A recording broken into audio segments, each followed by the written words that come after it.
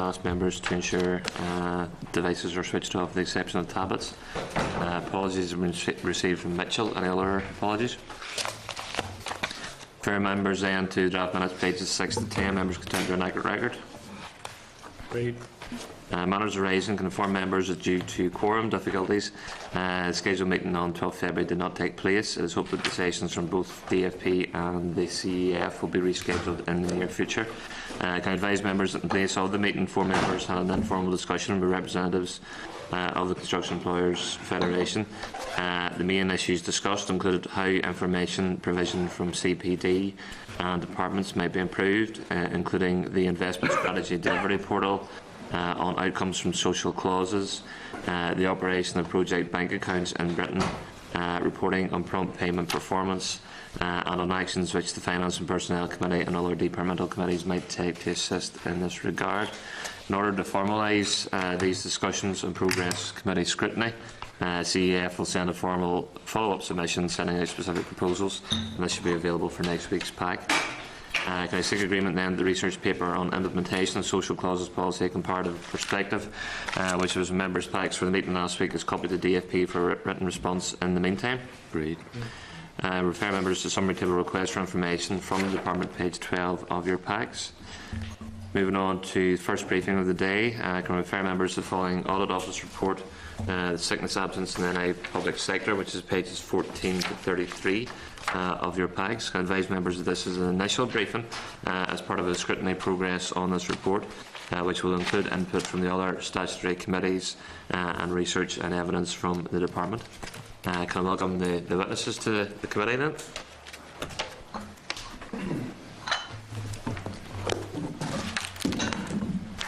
There we have Neil Gray, Director at the Audit Office, David Murray, Audit Manager in the Audit Office, and Richard Emerson, who is the Assembly Liaison Officer for the Audit Office. You're all very welcome. Do you want to make some opening comments before we go on to questions? Thank you, Chair. It might help if I just spend 5 minutes talking you through the key points of the Executive Summary. What this report is a follow-up to a piece of work that we did in 2008 on the management of sickness absence in the civil service. This time around, we widen the scope to include the health sector and the education sector. It's very much an overview. It focuses squarely on the reported sickness absence data, so it's important that we all recognise that it's not an audit of the policy and procedures around managing sickness absence in each of the individual bodies that comprise the civil service, health and education. What we found was an overall declining trend, a trend that's generally downwards across the 3 sectors. Nevertheless, wherever we can make the comparison, our rates of sickness absence are higher than those in GB. And we estimate that this is costing us around £150 million a year. If we could reduce our average sickness absence rates to match those in GB, we could save ourselves around £37 million a year. Getting into a little bit of the detail, looking at causes of absence, the particular problem area is very much long-term absence. And we haven't actually made the progress that we would have wanted across the system to reduce the levels of long-term absence. Mental health issues in particularly are recognised as the major cause of long-term absences. Targets have been set in all 3 sectors. Achievement of those targets has been inconsistent, I think it's fair to say. For example, the civil service had a 5-year target to reduce overall absence to 9.5 days, but it didn't manage to achieve that. 3 out of the 6 trusts didn't manage to achieve targets during the period that we were looking at. And the education authorities didn't manage to achieve their targets for teacher absence in 2010-11 and in 2011-12. In terms of the systems that they use to record sickness absence, we found that the civil service has generally good systems. We couldn't say the same about education and health. There's certainly some work to be done to establish management information systems in both those sectors that will give them consistent and accurate data. That really is a very quick gallop through the key points in the executive summary. I don't know if I've missed anything, David, that you'd want to add to that. No, I think those are the main points. Thanks very much for that, David. I mean, I appreciate the fact that it is a broad overview of the situation within certain parts of the public sector. But there's a few things that stick out. I mean, on page 30, refers to the trusts and their targets. And it said the 2 of the 5 trusts which had targets failed to meet these. So 3 of the trusts didn't even have sickness absence targets. No, I think the 5 trusts had the targets. I think it was the ambulance trust maybe didn't have the targets. So it was 2 of the 5 that had targets. 2 out of the 5 which had targets didn't achieve there. So what? Just explain that one for me again. Sorry, can you just refer to the Yeah. particular paragraph here? Yeah. There. It's on page 30. Yep. So what 3 trusts didn't have targets? Sorry, can you just let me which paragraph it is there? Page 30, just that first bullet point. I don't think you're referring to page 30 in the report, are you? Page 30 of our packs is page 3, 4, 5, 6, I think. 7. Page 7.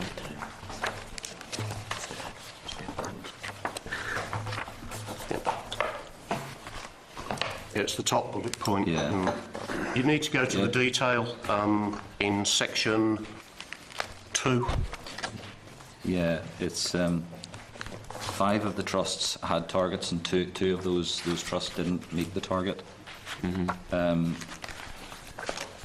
those are just refer to the body of the report. It's on page 41. It's figure 24.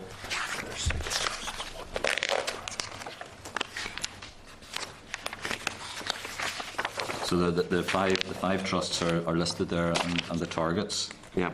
I see the South Eastern Trust and the Belfast Trust didn't achieve the target. The other 3, Southern, Western, and the Northern, did.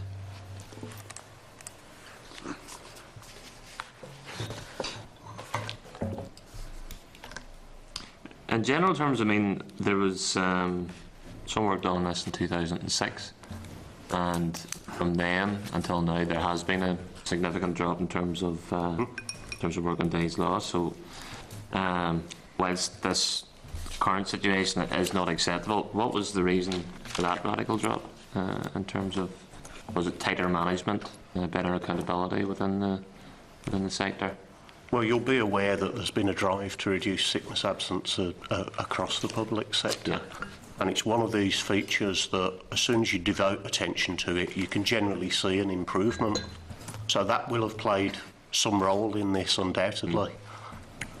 I think there's issues around exactly how tightly it's been applied by the department since then. For example, as David said, they've set some targets for the acute trusts, but, for example, they didn't set any targets for the ambulance service. The ambulance service set their own targets, effectively. That's something that the department, I know, are looking at and are now seeking to set some uniform targets across the sector as part of the plan to manage this. So it's one of those things that needs constant management attention in order to continue to deliver improvements. I think if you look at paragraph 2.3 of the report, you mentioned there that the department had been monitoring sickness absence levels at trusts since 2001, but there was to the Appleby review, there seemed to be a closer attention paid to it. with targets set. So whether that's a factor in the movement in sickness absence where there was that attention paid to it. One of the points that we were making in the report was the need to continue with targets and monitoring of the sickness absence to give that due attention. Otherwise, if it's not being monitored or targets, then the risk is that it will increase again and not be driven down if that's possible. I mean, obviously, a large contributor this has been the long-term absence factor. Is there an issue, and I'm aware of a few individual cases, where those situations relating to stress, a clash at work with somebody in management, for example, are those situations being handled correctly? Because if they're being handled incorrectly, they could lead to one or two people going off on long-term sick. Examples I'm sure we're all aware of in terms of that. So better management of that would obviously make a big difference in this case. I wouldn't disagree with what you're saying. I mean, clearly we didn't look at any individual cases as part of this piece of work, but logically what you're saying that fits together. I think it will make a good question for your future witnesses. Deputy Chair. Thanks very much. Good morning. Good morning. You're saying there that the methodology of recording absences in education and health as well, did you say? Did you say health as well? Yep. Yeah. Yep. That they're not as, let's say, as robust as those used in the civil service. What changes would need to be made in health and education in order to get, let's say, a clearer picture of what's happening there? I'll give you a couple of examples. Education, for instance, only monitors teachers' absences. So if you're non-teaching staff, it's simply not recorded and not monitored and not reported upon. That's clearly a weakness in their system. In terms of health, the department leaves the trusts to monitor their own sickness absence. The department will only record at the overall level. This is correct, isn't it, David? You just keep me right in case I'm saying something nonsensical here. So the department holds summary information.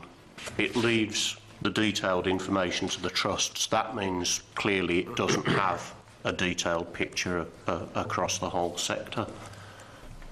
The department are planning to introduce a new HR system, and this is one of the improvements that they want to see, such that they'll be able to monitor at a much more detailed level across the whole system. I think the civil service with NUSRA carrying out the monitoring and producing their report annually on sickness absence across the civil service, that's a fairly robust and rigorous approach to the statistics and analysis.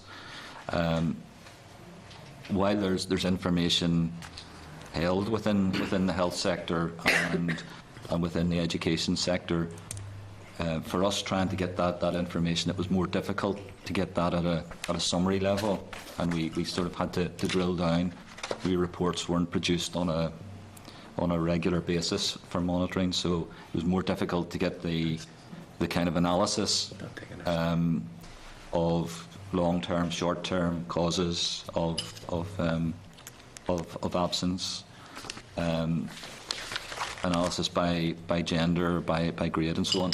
That sort of information was more difficult to access. So, from a management information point of view, would be the issue that we've drawn out. That if you're going to get that information at a level that you can monitor at an organisational level, then there's work to be done there in terms of the systems which are used to record that and produce the reports. Previously we had officials from, I think it was from the department, who briefed us about the efforts by the civil service to deal with sickness and they seem to have quite a coordinated approach, and as you said, they have more accurate information. What's your assessment of the level of success that the civil service is meeting with? And if health and education adopted a similar approach, would we make a reasonable amount of additional progress? I'll answer those questions in reverse, if I may. The key to this is good quality information in the first instance. Now, civil service has generally good information, as David says. The involvement of NISRA in this gives it a robustness that means that they're taking decisions on the basis of the best information. Clearly, at present, health and education aren't. So, in that respect, the civil service is well ahead of both those two sectors. If the improvements in information can be delivered in health and education, then the management of sickness absence can be improved to match that in the civil service. What we're finding on the latest figures in terms of where the civil service is that it's delivered a downward trend, it's delivered success.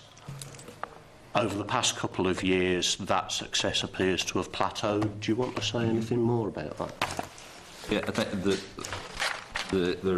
our report, which covered the civil service figures up to April 2012, up to March 2012, was showing that downward trend, and I think there's a graph in the report which illustrates that at figure 11 on page 21.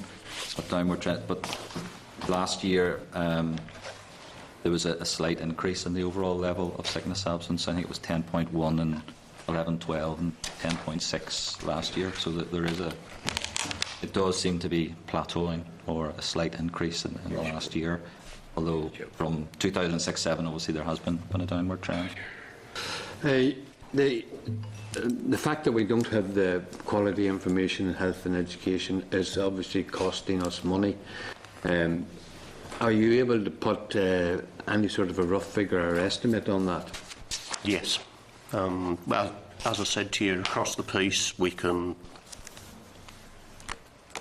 have a figure of around about 150 million for the losses that sickness absence is costing us across the system, and we can break that down across health, education and the civil service.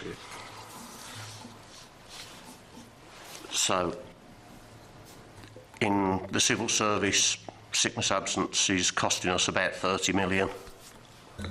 In health, it's costing about 73 million. And in education, it's costing us somewhere around 32 million. So it was 46.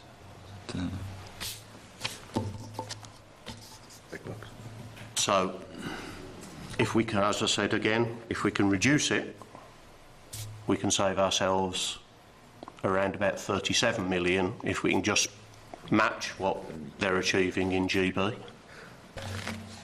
The question I was asking was, the performance of the civil service is better than health and education. If we were able to progress health and education to perform in the same way as the civil service here, what estimated savings might we make from that? I don't think we estimated it like that, did we?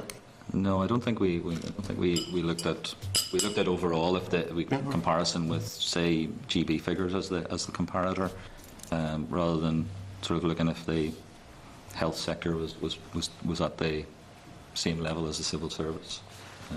But there would be a saving, Undoubtedly. obviously. I think you need to. We make this point in the report as well about comparisons between the sectors. I think it's fair. It's one of the points which was made to us during the production of this report is looking at the structures and the nature of work within the different sectors. So I think there's a need to when drawing comparison between sectors, to be aware of differences there as well. What needs to be done in order to bring education and health up to the same level of performance as the civil service? In short, get the information, get similar policies and procedures such that it's managed at the local level, set some targets, and it doesn't get very much more sophisticated than that in terms of managing sickness absence. What about you? One of the points you made was that the department is largely unaware of the underlying reasons behind sickness absences. Is there not a need for both departments, health and education, to have more detailed and accurate information so that they have a proper overview of what's happening in those sectors? Yes, and I think they recognise that themselves. It's a case of they need to put the investment in first so that they've got the information systems that will deliver that. And once they've got good information, that's when they can take good decisions. And that's in hand at the moment? Yes. Okay. Thanks very much. Thank you, Chair. Thanks. Kill it. Yeah, thank you, Chair. Thank you, Neil. You're very welcome. Neil, going back to the 2008 Audit Office report, in terms of the trends that have changed, has there been any major changes in the trends from the 2008 report until now? To answer that. I think in 2008, again, if you look at the trends in the civil service and the graph, there was at that stage there was a reduction. There was beginning to be a reduction in the levels of sickness absence, and it had come down over the following couple of years, even further. But again, as Neil had said, it seems to have plateaued somewhat. I'm asking that because I just see in 1.21 there of the report the slight reduction between males and females. Mm-hmm. It's kind of narrowed in some way. And just going back to the education sector, and I see you've in there in 1.21 pregnancy-related illnesses.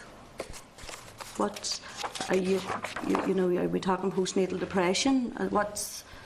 No, this is again, this was the work that NISRA would do and analyse it. And in the civil service, there's fairly robust data in terms of. I'm just trying to define what that meant. And so that they will adjust.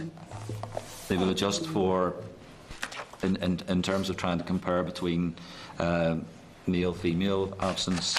The detail of what the pregnancy-related illnesses are, I don't know the specifics on that. I'm just wondering, as you know, like morning sickness and postnatal depression, that type of stuff, has that been taken into account just when this is? I'm not sure of exactly what the detail will be in that, but certainly it's an attempt to make a more reasonable comparison between the two, as I understand it.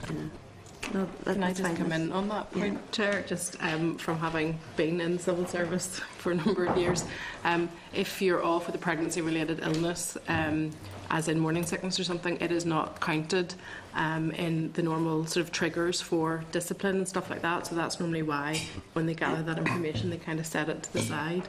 So that helps. Thank you, Jude. Thank you.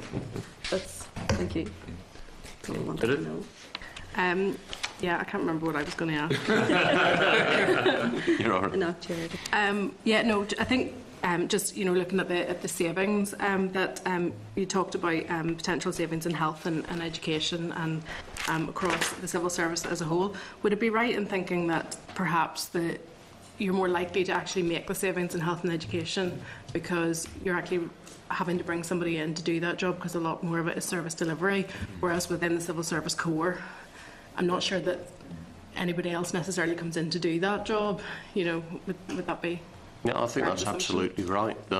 If you look at teachers, for example, we put a figure on the costs of substitution, which is around £12 million a year. So you can add that to the cost of the absence itself in the education sector. Clearly, there are costs in health for employing locums, agencies, but we had a great deal of difficulty getting to that as part of this exercise. Some of you will be aware that the CNAG reported on the use and cost of locums in the HSC just a year or so ago. Okay, Leslie? Yep. There are always two points which occur to me every time I see these sort of statistics. One, of course, is the incidence of long-term sickness in this whole equation, which makes a big difference. And I guess that's really needs more attention than perhaps the other, certainly needs the first attention. Is there any evidence that that happens? And the second question I'd like to ask you about, I've always been bemused by this, is the idea that the straight arithmetical calculation, so many days at X pounds a day equals Y, there's no cognizance taken of productivity or other sort of acting in the absence, which would mitigate that figure. Well, what can we do about that, if anything? Again, I'll take those in reverse order. Yet the cost calculation is a pretty blunt instrument, and it can't, by its very nature, take account of differing levels of productivity amongst different grades, indeed different individuals. So it is very difficult to do that. And all the figures, both the figures in this report on potential costs and potential savings and the figures that you'll see in any other reports, are by their nature estimates. Looking at sorry, I've forgotten the first question now. The incidence of long-term sickness and all of that? Oh yeah, the attention that's paid to it. Yeah, there's evidence that there is attention paid to long-term sickness absence, particularly in the civil service. At an individual trust level, we know that there's work going on. I think the difficulty is that because the department lacks the numbers, lacks the information at a global level in the HSC, the department's not in a position to influence any of that. It's all left to the individual level. I can't actually tell you too much more about that because obviously we didn't go down to that level when we were doing this piece of work. The other thing, of course, is the direct comparison, between the size of the trusts. If you're talking about 5.2% across the range of the trusts, obviously those that employ twice as many people, it's just a much higher cost. Yeah. Sometimes I think that sort of ignore that sort of that thing. Yeah. Okay, thank you. Although the calculation the calculation in here was based on sort of a percentage across the piece and the whole cost of the sector. But yes, that's your point. You've certainly hit on a very important issue here, which is how everybody goes about measuring their losses. Some of them measure it in terms of days. The trusts tend to measure it as a percentage of working days lost. So there are differences here, and it makes, as David's already said, comparisons between those sectors that are a little difficult. You can do it, but you need to be aware that they're not direct at all. Apples and oranges, isn't it? Yeah, absolutely. Okay, thanks for that. Just, in terms of target setting for the different departments, which are laid out on page 25, if you look at decal, they had a target of 6.5 days for 2010-11, and they had the same target for 2011-12, but the actual days lost went up from 7.5 to 8. So what assurance is there that the departments are setting realistic targets? And how are we benchmarking those targets as well? Are we just looking to across the water or down south to see what they're doing as an indicator?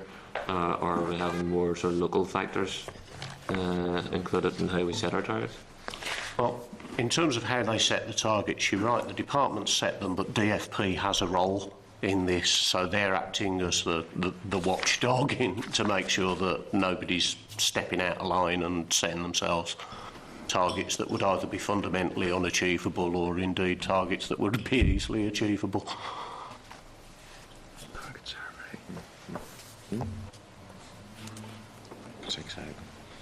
And why is DSD so big a target, 12.8 compared to 6.5 for decal? Is there Which figure are you looking at? page 25? The target for DSD was 12.8. Now, obviously, they met it in terms of 11.1. But why was that so? It was giving them a lot of scope, wasn't it? It certainly does. I mean, DSD has been traditionally one of the departments with a higher rate of sickness absence. What's been put to us is that because of the nature of the work in DSD, there's a lot of customer-facing work. It does create Is that certain the amount of housing stress for executive it. primarily, or Sorry. that be down to the housing executive? That includes. Social Security Agency. Social Security, yeah. So, yeah, that element of dealing with the public apparently Yeah. causes a Not as stress. stress. And I think if you, with DSD, if you look at the information on the levels of absence at different grades, I mean, it's more likely that there'll be higher levels of sickness absence amongst sort of admin assistant trades, and the structure of that department is there's a higher level of number of those grades of staff in there, so that's a factor in the higher levels. Yeah. Okay, then, members. Okay, gentlemen, thank you very much. Thank you.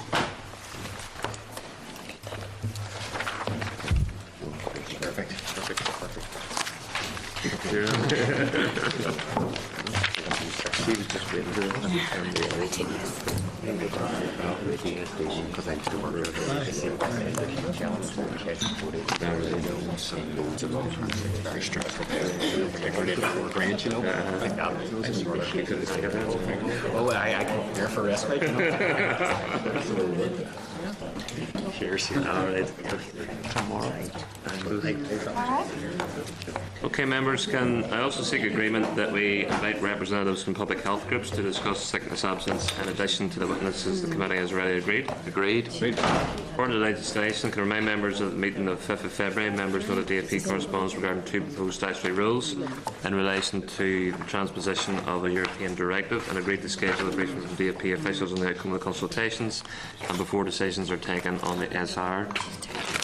Can I refer members to the proposals for subordinate legislation, that's SL1, the Energy Performance of Buildings Certificates and Inspection Regulation NI 2008, which is pages 100 to 121 of your packs, and the Building Regulations NI 2012, pages 123 to 146. I advise members a letter from the Department informing the Committee of the making of the two new statutory rules is at pages 95 to 97 of your packs. So can I welcome Roy Todd, the Acting Head of Building Standards in the Department, and Susan Dornan from the Building Standards Branch to the Committee today. I'm going to make some brief opening comments first. Yes, thank you very much for inviting us here. The committee requested officials from the department to attend in relation to the proposed changes to the building regulations and the energy performance of building certificates and inspection regulations, and would like to thank you for the opportunity of meeting with the committee. If I could maybe first of all provide a brief background to the origins of the proposed changes. The changes are in response to a European directive, that is the 2010 Energy Performance of Buildings Directive.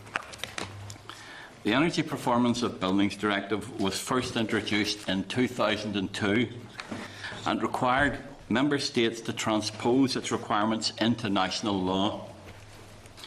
Northern Ireland responded to this through a major amendment to the energy efficiency requirements of the building regulations in 2006 and to the introduction of regulations requiring energy performance certificates in 2008. Details were notified to the EU when these regulations were made. Other regions of the UK responded along similar lines. In 2010, the EU replaced the 2002 directive with a recast version. This recast version extended the scope of the 2002 directive. Northern Ireland again responded through amendments to both the building regulations and the energy performance of buildings regulations. The EC was notified of these changes, and in particular, the EC was notified of the transponding amendments for the energy performance of building regulations. On the 26th of September 2013, the UK, and that's all UK administrations, was served along with 20 other member states across the EC with a reasoned opinion letter alleging non-notification of measures transposing the recast directive. Based on the notifications received at Brussels, the EC listed a number of articles which appeared not to have been transposed in Northern Ireland. The EC advised that it required notification of all measures transposing the recast directive in its entirety, in essence, as if the 2002 directive had not existed. The Department, prior to receipt of the reasoned opinion letter, had carried out a comprehensive gap analysis which had revealed some transposition deficiencies, and at that time a programme of work was put into place to address this gap. The programme was to have amending SRs made in March or April and come into operation around June or July of this year. The gaps that we identified in relation to the building regulations were applying the energy efficiency requirements of the building regulation, that is Part F of the building regulations, to statutory undertakers. We also had to recognise the term major renovation and to require builders, designers to give consideration to high efficiency alternative energy systems within their building, and that all new buildings from a certain date in the future will be nearly zero energy buildings. There was also a small number of minor deficiencies in the energy performance of building regulations, but these were very minor. Firstly, building regulations in relation to potential impacts include buildings belonging to statutory undertakers. We had a minor consultation with statutory undertakers, which the uptake wasn't very good, but it indicated that the change would have a low impact on their building programme. In relation to recognising the term major renovation, there's no impact, as we already have an existing policy position in Northern Ireland which includes the philosophy of major renovation. In relation to the consideration of high efficiency alternative systems, there will be a slight impact here. For dwellings, the cost would be around £24 to £32 per dwelling. That would be for an individual dwelling, or if it was a development of dwellings, there may be 2 or 3 types of dwelling within that development, and it would be £24 to £32 per type. So again, it's a relatively low monetary figure. For all other buildings, the new regulations would apply to. The cost would be in the region of £48 to £64 per building. Now that could be from an individual shop unit, say, to a Tesco store. The same cost would apply.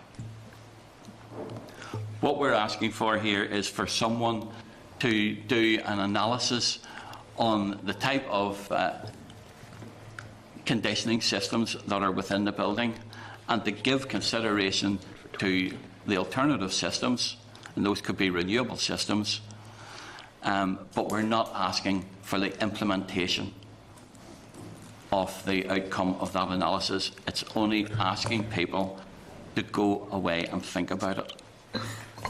Again, it's driven by the directive from the EC.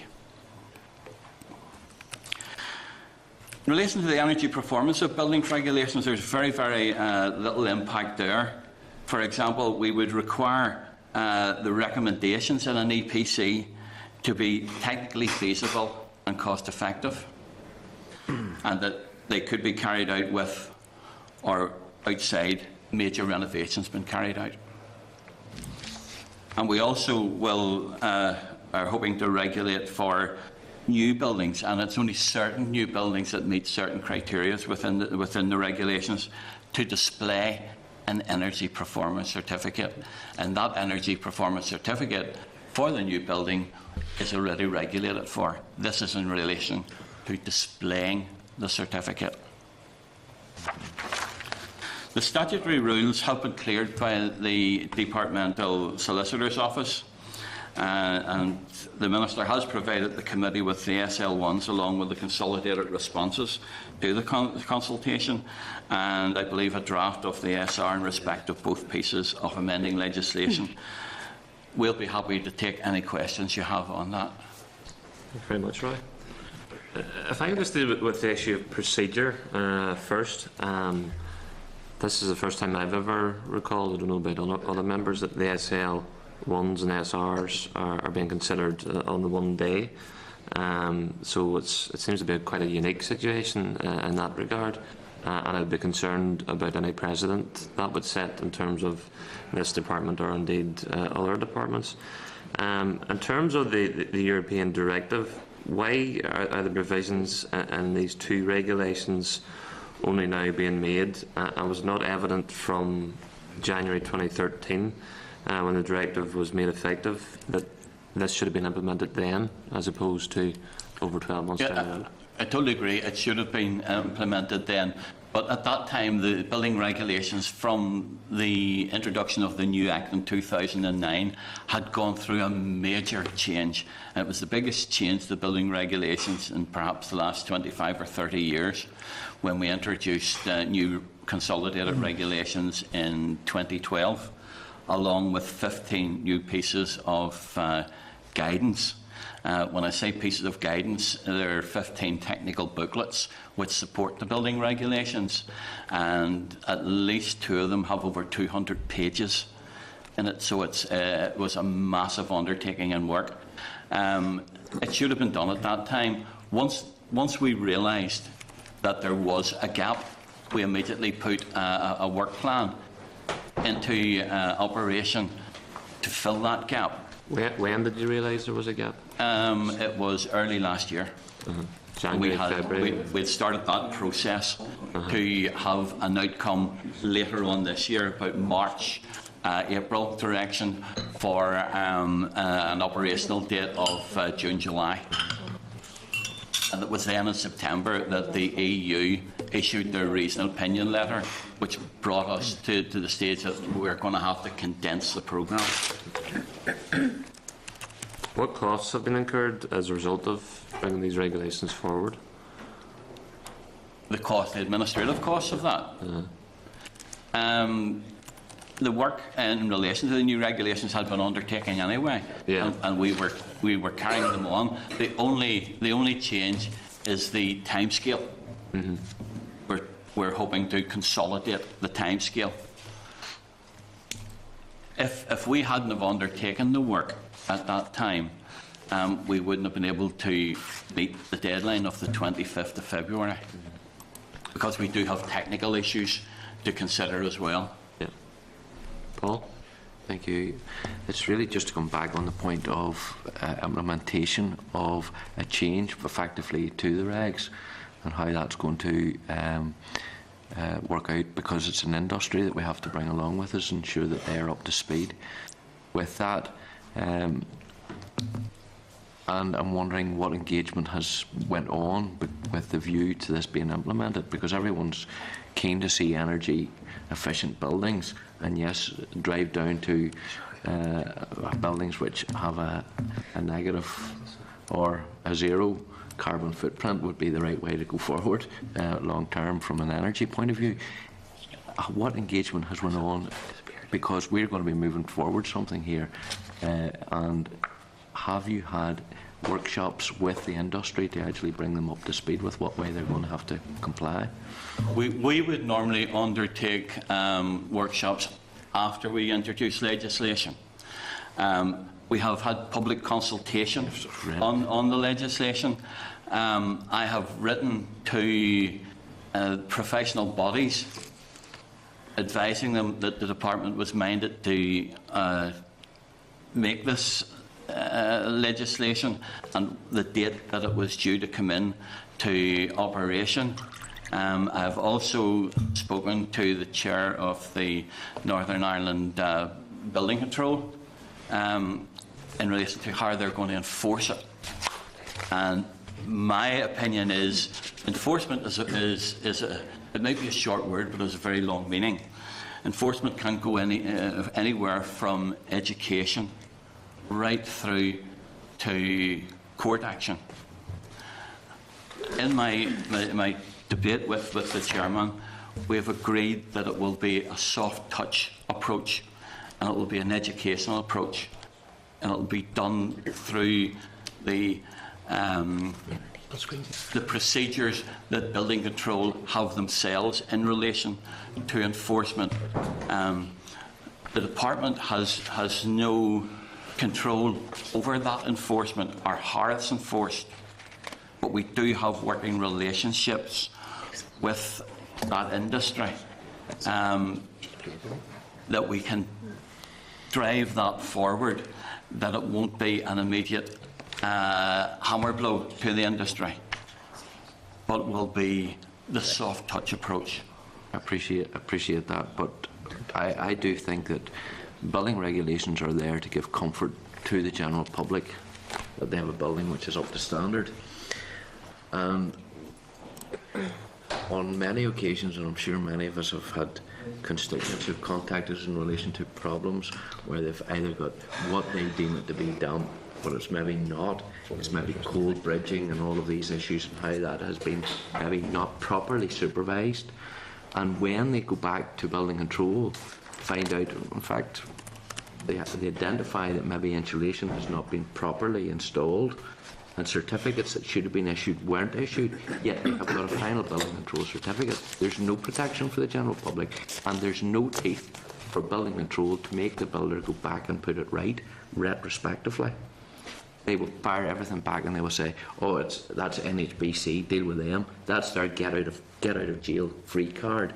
And to be honest, it's useless. It's not the way it should be. I think we should be using the rules and regulations to ensure that the body which actually give the permissions and the certificates actually have the teeth to actually enforce repairing an issue, not at the point where it's built. Sometimes they don't see it. And I appreciate that's the other point. You did mention another issue. Is the increase in fees going to be associated with this? Now, you did mention I couldn't get where there's £24 to £32. No, sorry, it's not an increase in fees. It's an increase in the cost to the designer developer. Okay, that's all right. That's fine. It was just clarification on that, because I appreciate that some people say, well, I'd be happy enough if I knew that I pay so much for a building control oversight of my building, and the inspections are supposed to take place at certain stages during the build, and if those have not happened, maybe they have happened, but on a lot of occasions they don't happen. They will happen maybe in one or two buildings within a development. Not every single house will get every visit that it gets, and therefore the certificate that you receive might be quite a generic one associated with that development that you live in, and as a consequence you could be caught short because yours might be the one that they've cut every corner in that's that's possible. And I'm just, why is there not any provision to ensure that whenever we are dealing with energy performance, which is something which is vitally important to both the public and everybody who's paying a bill for heating their house knows today it's important to have an energy efficient home. Why is there not some provision to actually enforce and ensure that should something be identified, that they can go back and ensure that the builder puts it right? Because there's no teeth there at all at the moment. I appreciate what you're saying and absolutely where you're coming from. But the building regulations have no statutory inspection stages. They don't provide for inspections. What the building regulations provide for is a statutory notification. They notify, there's a requirement for the builder, developer, etc. to notify building control whenever they have reached a certain stage. And it is then up to the district council to decide if it's appropriate for them to inspect at that stage. Now, we are presently undertaking an exercise with our colleagues in building control in relation to how that may move forward and how that may change. But it's early stages at this moment in time. See, just Paul's point about consultation. Was there any consultation with the other departments in terms of the energy efficiency statutory role? As part of the statutory consultation process, all departments are notified. And was there any comeback from any of the departments? No. We issued somewhere in the region of 400 plus consultation letters, and I think we had 23 replies. Leslie? I remember an old chief building control officer telling me one time, with respect to building regulations, he says you've got to ask yourself the basic question: is this a service or an imposition? And I'm wondering now, his view was obviously it was a service, and he managed to deliver the goods, you know, by working with people who were involved. I'm wondering now if it's an imposition. That's the first point. The second point is, we always used to follow the GB regulations, so it was an automatic process, and therefore timely process. Has that changed in any way? No, we do. We still do follow England. The McConnell report of 1972 set down the policies for the department to follow the research within England. Northern Ireland has no research budget itself in relation to this. Yeah. All the research is done through England, so we have to reinvent the wheel. Yeah, exactly. So we are normally a step behind England. Well, are we a step behind them, or are we quite a few steps behind them now? What stage are they at? Well, they're just about. They've already introduced what we're trying to do at this moment in time. I think they introduced it in 2012. We're just about. Sorry, England is just about to introduce new regulations to come into operation in the 1st of April, which will be more onerous in relation to the energy efficiency of buildings. The first instance will be that dwellings will require to have an energy efficiency factor. I think they term it FEES factor, that you have to both produce a building with a maximum carbon output and also a maximum energy intake. Well, why don't we just skip this process and go on to the next one? Well, we have to do this now by the 25th of February to mitigate against infraction proceedings. So are we going to try and speed up and catch up then in England? Yes, but the English change that they're now bringing in April is not directly linked to the Energy Performance of Buildings Directive. It's not directly linked there. There's an indirect link because we're aiming towards the zero energy buildings for all buildings in 2020. You accept that there is a need to try and keep up to speed here? So that there is a need, yes, there is a need. And the final point is, as you're probably well aware, district councils like building services, building control to provide for their own monies, you know, like it to be at no cost to the ratepayer. Is that still going to be the case, or are fees going to move on to reflect the extra work that's necessary? Hopefully we will be reviewing the fees very, very shortly. We had a consultation and a proposal to elevate the fees by 40% over 2 periods. The previous minister gave approval for the first lifting of fees and the second, which was consulted on, both the first and second instalments. The second elevation in the fees we're hoping to bring to the committee through minister, etc., shortly. So the answer to the first question then is it's now in position, is it? Service or imposition? It's an imposition. I suppose regulations are imposition. Regulations are there to make people do things they wouldn't normally do. Yeah, but the service bit was very important because obviously it achieved its ends without too much blood in the carpet and the cooperation of the industries. Yes, well, the service would be the enforcement aspect. Yeah, I wouldn't have thought that was an obvious one, but thanks. Okay, Michaela. Thank you, Chair.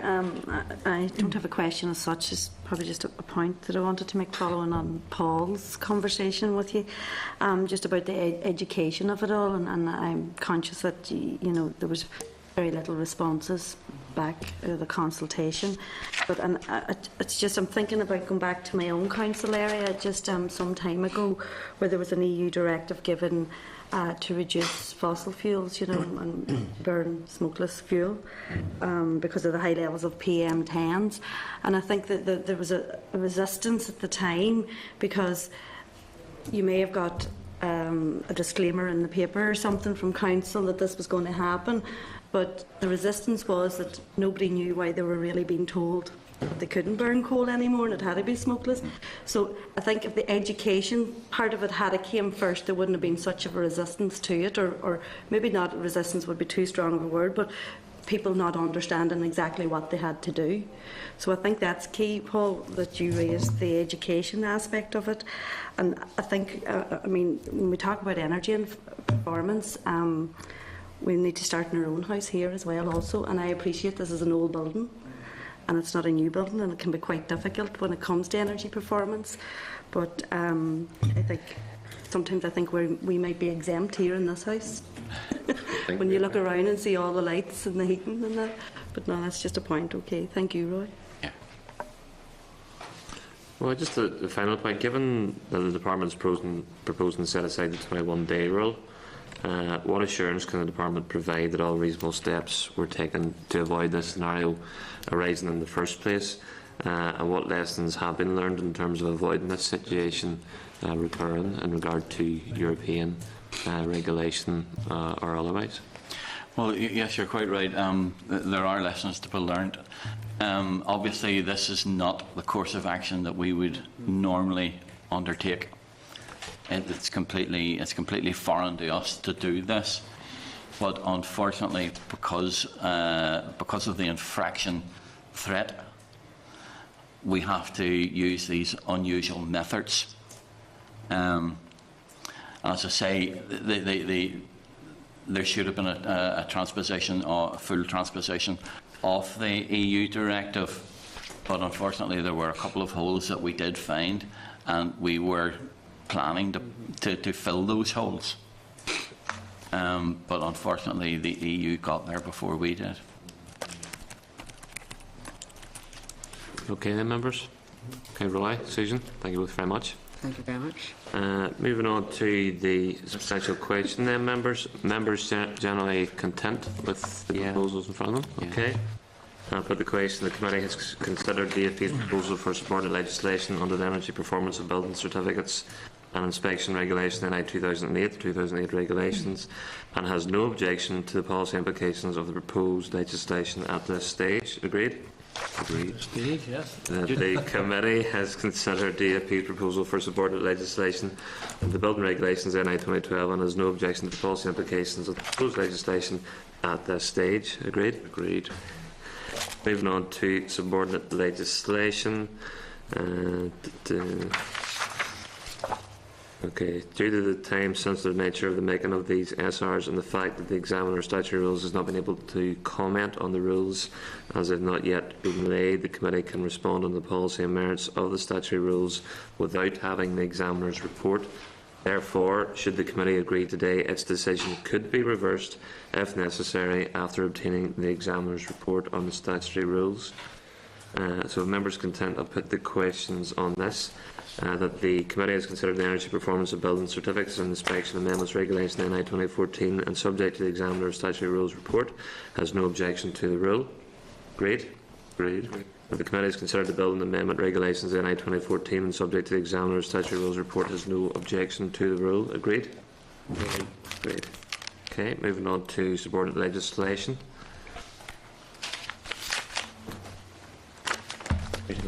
Yeah, you're free to go. Thank you. Appreciate your time. Thank you. Chair, just before moving off that, and appreciate that we had, I think it was Seamus Crystal. Present at committee last year at one stage in relation to some changes that were coming forward through building regulations for charging and that aspect of it.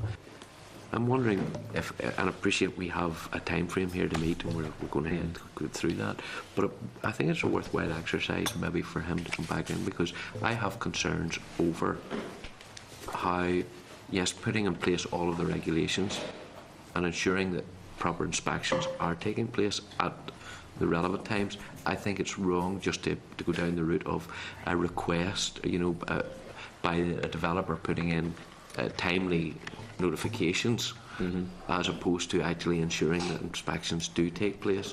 I think there's an issue there that needs to be looked at, because there are those who are very good within the industry who will comply and will do what's right, and there are those who will look for every loophole and take every shortcut, and if they know it's only a matter of notification, they will notify at the latest stage possible. By the time building control come out to look at it, it's already covered up, and it's too late. I'm wondering, should we have a conversation maybe with them at some stage in relation to implementation and ensuring that there's proper enforcement to deal with some of those aspects? I come from the point of a different angle, because I think it's sometimes you do need to actually have powers to ensure that things are done to the right standard, and should identified shortfalls be noticed later on, that proper action can be taken, and not leaving it to a non-regulated body such as NHBC to actually give a get-out clause for some builders, because that's what they're using it as. They're using that as a wash. This house has got NHBC approval, we have nothing more to do with it, it's handed over to them, and I think that that's insufficient for us to give us protection. I think that conversation could be dealt with through here, because they are under the control of DFP, and I think that's something we should be looking at. Sorry about that. Okay. Members agree to that proposal, yeah? Okay. You're now free to go. Thank you. Moving on to subordinate legislation, refer members draft General Register Office Fees Order NI 2014, pages 162 to 187. The draft SR has been laid in Business Office by DFP for formal consideration. It is subject to the draft affirmative resolution procedure. Can I inform members the committee considered the initial proposal for subordinate legislation in December and sought additional information from the department in respect of the General Register Office fees and turnaround times here as compared to England and Wales. A response from DFP outlining processing times and fees for requesting copies of birth certificates was noted at the meeting on the 15th of January, pages 172 to 173. Members were content with the policy implications at that stage, and the examiner of statutory rules confirmed there is no points to raise by way of technical scrutiny. So if members are content with that, I'll put the question that the committee has considered draft SR General Register Office Fees Order NI 2014 and recommends that it be affirmed by the Assembly. Agreed? Agreed. Refer members to SR, the Rates Regional Rates Order NI 2014 and the accompanying explanatory memorandum, pages 189 through to 196. SR has been laid in the Business Office by the Department for formal consideration, subject to affirmative resolution. Can I inform members the committee considered it in December as well. Examiner of statutory rules has confirmed he has no points to raise by way of technical scrutiny in this case either. If members are content, I can also put the question that the committee has considered SR 22/2014, the rates order NI 2014, and recommends that it be affirmed by the Assembly. Agreed? Moving on to the next briefing from the Department of Finance and Personnel on the Civil Service People Strategy. Refer members to a letter from DFP at page 198. A highlight report summary table of the annual people plan, pages 199 to 207. A slide presentation, pages 208 to 215. The annual people plan 13 to 14, pages 216 to 231. And the annual people strategy 2013 to 2016, pages 232 to 247. So plenty of background reading for this one. So I can call the witnesses forward. Paul, Grace, you're very welcome. Okay. Want to make some brief opening comments before we go to quiz? Yes. Yes, sure.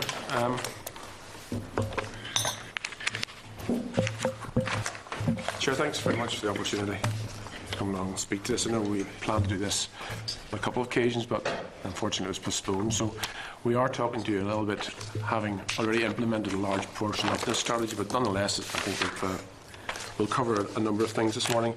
You mentioned that you already have in your packs the strategy, which covers the period 13 to 16. We also have the first year of the strategy covered by the annual people plan. We've also included a short slide presentation in there, which gives you a sense in relation to the objectives of the strategy, the process that we've gone through to pull this together. And we've also included a highlight report, which really gives you an update as to how this has been implemented this year, bearing in mind that we're coming to the end of the first year of the strategy. Sure. I just want to spend a few minutes to really set the context and explain really what a people strategy is.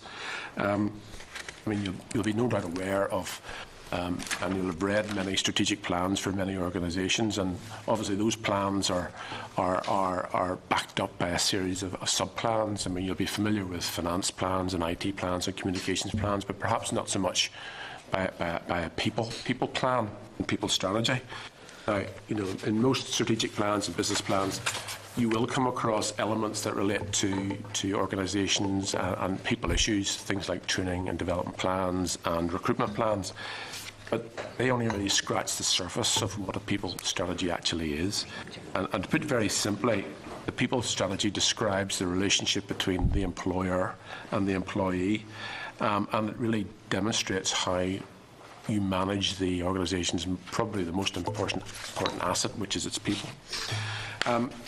In our case, it describes how the Northern Ireland Civil Service intends to invest in and support staff to meet the very considerable challenges that will arise in delivering the executive's priorities, particularly against the prospect of reduced financial resources going forward, and also against the prospect of higher levels of expectation, both from ministers and public generally.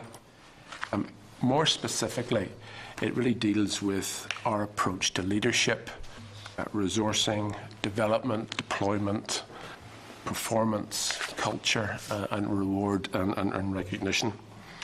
But also at its heart, it recognises the principle that improved employee engagement leads to improved business performance.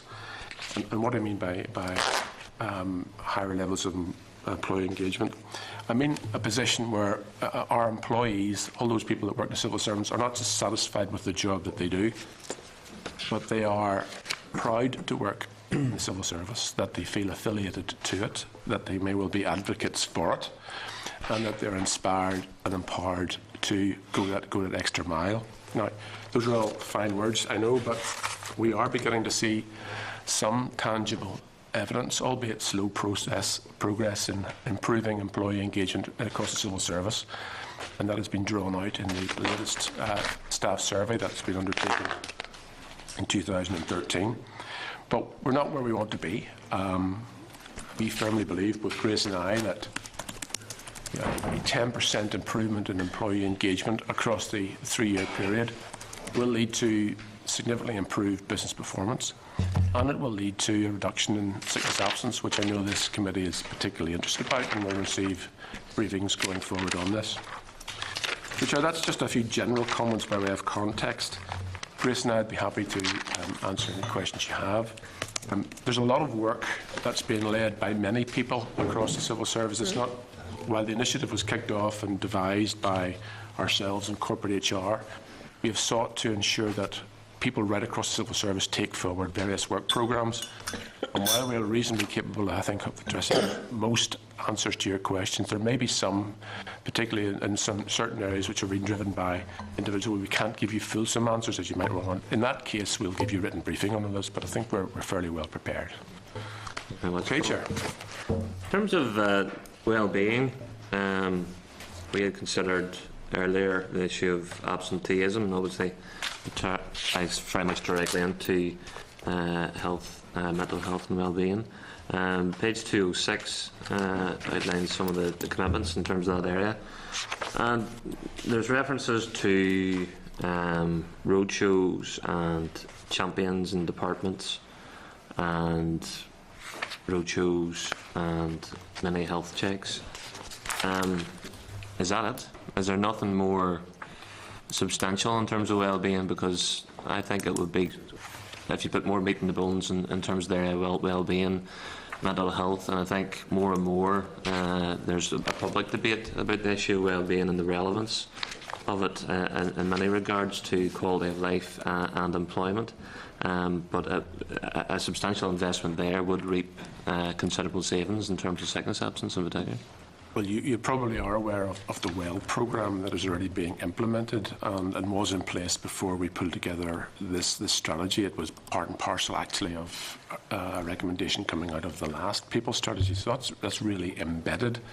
And it does offer a whole range of services, not only focusing on mental health, but physical health as well. And at this show, we'll be undertaking an evaluation of that, determine really what value has it been. All the anecdotal feedback is it's been very good and had a positive impact on many things. You mentioned this whole concept of absenteeism, and you're right. I mean, you will be getting, I think, a presentation from us towards the end of March, and you'll see from the statistics there that the largest contributor to sickness absence is stress-related illness, some of which, of course, is outside of the control of the working environment. It's outside. So there are various stress management surveys that have been conducted, and within corporate HR we've been pulling these to see what are the best things that come out of it, and they will help us to inform a further action plan as we go into this period. There are a whole raft of things, Chair. It's not just simply roadshows or presentations. There are real tangible actions that we do, and maybe would be useful to this committee if we did give you a presentation just on how fulsome that WELL programme is and the activities that are actually delivered. It is, Grace, you would agree, I mean, the uptake from staff is considerable. I think our biggest issue is lots of people would like to have the more softer things. They would like to have access to, one-to-one counselling or health checks or physiotherapy. These things are expensive, so we really have to pick and choose how we go about it. Yeah. Maybe if I could just add, some of the things like counselling we do have with Care Call, and I'm certainly very aware of the whole issue of mental health and mental well-being. I mean, somebody said we're now living older, but we're just going to be sadder as we live older, but we'll not talk about pensions. In terms of well-being, just yesterday I was at an event which Professor Adley, who leads our occupational health service, had organised, where he had 2 keynote speakers talking about the whole issue of mental well-being, and it was very well attended. There was nearly 100 delegates from across the civil service, and we're looking, and Professor Adley's looking at how we roll out that programme, and maybe even consider things like mental health awareness. Scotland developed what they called a mental health first aid kit to just alert, not quite going sticking plasters just to get that idea out of your head, but just to alert line managers and colleagues in the workforce how they can identify the signs early and refer people early and point them to the various supports that there are out there. So I think, Chair, what you've seen in this is just a little flavour of what's happening, but as Colin said, there's an awful lot going on in the background, so I wouldn't want you to think that this was all we were doing in the terms of the area of wellbeing. It certainly isn't. We're doing an awful lot in the civil service and wellbeing, and looking particularly at the issues of mental wellbeing as well. In terms of I think more information would be helpful. Yeah, in terms of physical well-being, what's being done in terms of making physical well-being a part or integrated with your working day? Well, I mean, first of all, there's a lot of awareness campaigns in relation to healthy eating and various other lifestyle choices, and indeed, I mean, you can get your message across by various roadshows and doing that. And as Grace suggested, with regard to the mental health issue, these are always well attended. We have no shortage of people wanting to come and listen. I mean, we would love to be able to facilitate more health checks, physical health checks, coming along to the Occupational Health Service and subjecting people to a health check. I mean, it's something you would go to get your GP. We've only a limited number that we can do, obviously with capacity issues, etc., etc. But it's something that has proven quite popular. We also, tend to flood our staff with the sort of screensavers. When they come in the morning, they can see, the stuff with all the fruit and all the rest of it, and encouraging these sort of things. All the feedback we get from this sort of stuff is very well received.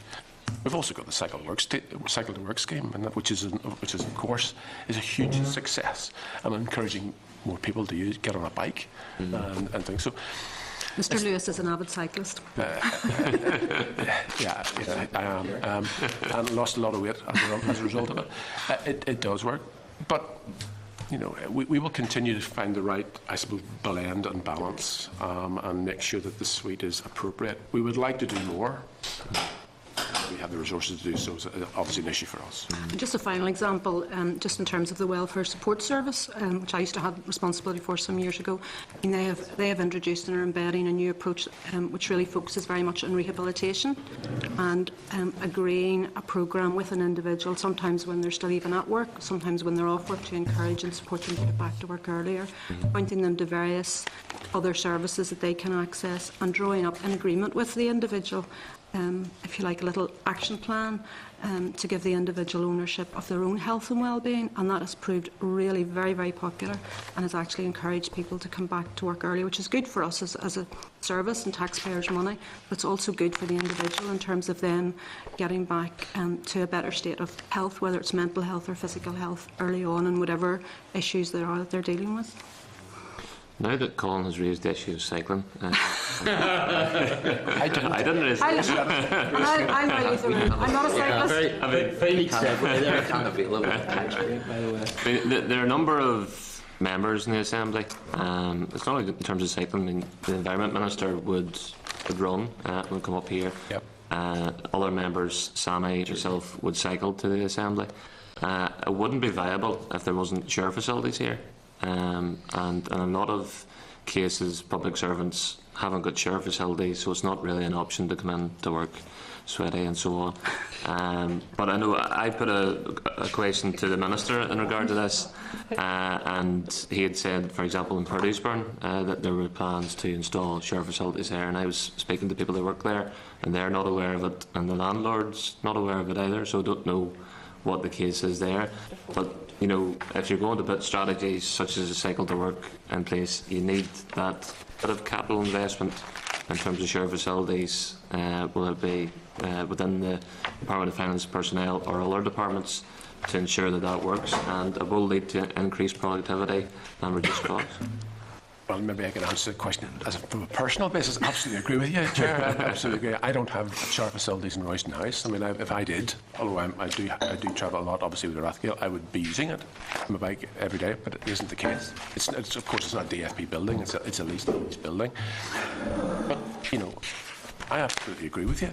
I think we absolutely should be looking at those facilities, because people come to work. They don't want to come to work and are sweating, for example. They want to come in and get dressed, and it's something that I'm personally happy to take on board and consider. Okay, Paul. Yeah, thank you very much indeed. It's something which I want to just maybe look at it, because we were dealing with another report earlier on. It was to do with sickness absence and how we could help to address that, and looking at from that point of view, and screening and ensuring that there's a link between what happens here and early detection of illness or a potential problem, and early intervention could save you an awful lot of money later on, not just through the health service, but also because somebody's not necessarily having to take time off work. Fortunately, I don't think it's necessarily that well joined up on that approach. With a health service, I think it's quite okay to keep people, drag them out for 6 months if it's not costing them any money, to have somebody sitting on a waiting list, not realising that it's all coming out of the same purse, but it's costing maybe another government department money to actually replace that person, either because they're off sick, somebody's having to cover for them. Is there any screening programme which actually has a joined up approach towards health to ensure that proper intervention and help can be given should it be identified as someone who has, for want of a better word, maybe hypertension, high blood pressure, and requiring early intervention, where an exercise programme would be very effective in probably helping that, or identifying early onset of type 2 diabetes, and what could be 12 minutes of exercise a week could have a big impact on reducing their dependence upon their type 2 medication. Yeah, a lot of that information, Mr. Garvin, would go out to staff in terms of all the screensavers, in terms of practical stuff, but in terms of actually having an integrated system for civil servants availing of the provisions of the National Health Service, they're not treated any differently from any other citizen in Northern Ireland. What we do encourage, and then did look at some years ago, we have a scheme called Benetton, which in fact isn't just open to civil servants, it's now open to anybody, where if you're going to be waiting on an NHS waiting list for whatever, that you can be given priority, and the amount that individuals pay for that is a very nominal sum. I think it's about £8 a month.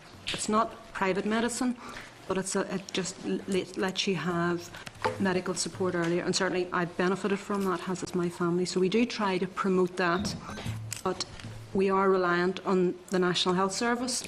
The sorts of things that you've talked about, like advice about exercise for diabetes, certainly some of the screening that we do would potentially pick up on that. Well, not me screening, but Occupational Health Service would pick up on that. And they have qualified doctors and nurses there who will give advice to people and encourage them to see their GP and avail of the services. So I think we're trying as far as we possibly can, but we obviously can't usurp and say civil servants should be given priority on the health service. I'm coming from looking at what a fairly large employer in the private sector do, where they have an annual screening programme of all of their staff, and should staff not follow, and this is something, should they not follow the programme that's put forward, if it's identified that there's an area where they need to put attention and they do not address it, they can actually walk away from paying them sickness benefit. And I don't think they'll want to go down that route, but I'm saying that is something that they are actually doing. They actually are screening all of their staff, and they employ a fairly large number of people. And that in itself would be, I suppose it's where you look at the costs and the benefits, and that private sector firm has obviously done an evaluation to say, by investing in our staff, by giving them this screening, by having whatever we need to then follow up and work with them, that's a benefit to us as an employer. So I certainly agree with the logic. I just would have a little concern if we actually did that for all 27,500 of our employees. It's actually getting the resource to invest in that and to do it. So we have that approach. 730. They employ 730 people, maybe 750, but that number, and they can do it on that basis, and they achieve a sickness record which is probably, we're dealing with an average sickness day loss. They're coming in somewhere around about 2. Which is quite a bit below the public sector. We are in the throes of recommending a new recovery strategy for sickness absence to our minister, who will then obviously take a paper to the executive. And by the time that we meet, I think we're discussing this towards the end of March. We'll be able then to go through the series of measures that we're proposing in the strategy, some of which are about compliance, others are about preventative stuff, and to be able to see the suite of things that we're doing. But at 2 days for myself would be nice, but we have to work to turn that up. But we will certainly be able to explore what we're doing with you, doing to my sickness when we meet again in March. Keelan? Thank you, Chair. Thank you. I mean, your people plan, it sounds very good. And I suppose overall it's about improving skills and resourcing and capability and that. But there's a lot of societal problems out there, and I suppose that affect people's performance within a workforce. Is there an approach to improve relationships within the workforce that will lead to improved business performance around Section 75 groups like LGBT and ethnic minorities, as well as people with disabilities?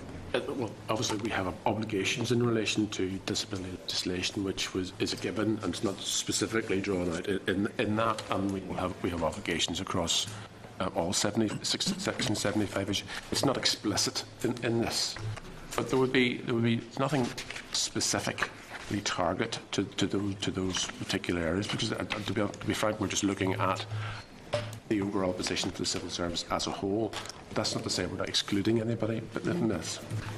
I'm just talking about the societal problems that we would have would probably be brought into the workforce, you know, and those would be a lot of issues that would be LGBT. Certainly the Chair mentioned about stress-related issues. There's undoubtedly a lot of absenteeism in relation to stress that are affected by issues outside of the workplace. I mean, the interventions that we're proposing to manage that are no different to those that are generated within the workplace. So we are mindful that, you know, people bring their problems to work, and that's a difficult issue. But nothing different in relation to the approach how we deal with stress generally. And in terms, maybe I just add, in terms of the specific issues you've raised, and I suppose it really boils down to treating people with respect. And in the foreword to the actual people strategy, Dr McKibben, the head of the civil service, actually reminded us of the civil service values of impartiality, honesty, integrity and objectivity. That's not just in how we do business, but also how we're meant to treat each other. That's not to say we do it on every occasion, but we do have quite robust policies and procedures in place where staff member feels they're not being treated right by a colleague or by a line manager. There are very clear, defined processes for people to use and to follow through.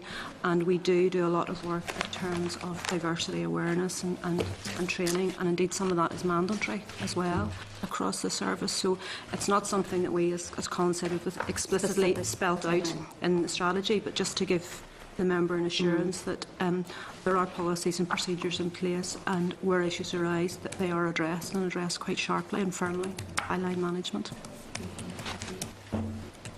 Okay. In terms of the theme of improved skills and resourcing, and this is in reference to page 205 of the pack, or page 7. What further detail can you provide on the plan, introduction of flexibilities and terms and conditions? In the middle of that page. And what has been the view of trade unions on this thus far?